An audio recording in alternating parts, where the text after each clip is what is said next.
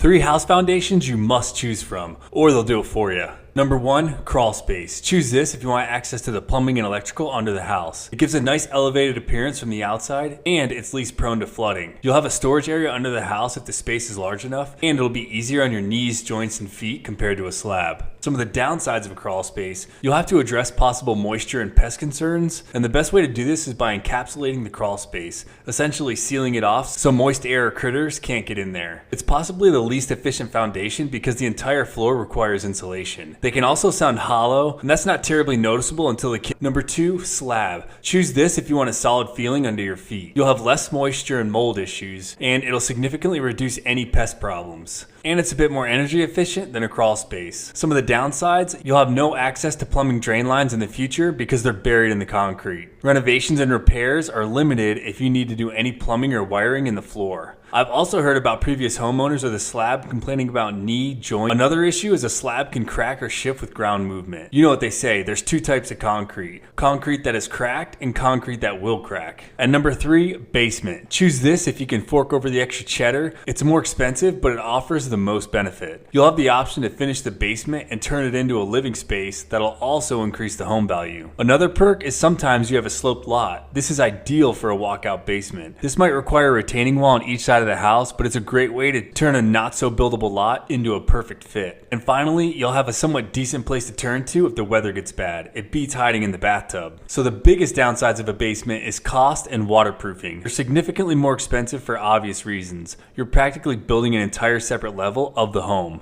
And moisture issues: these can be drastically reduced with proper waterproofing.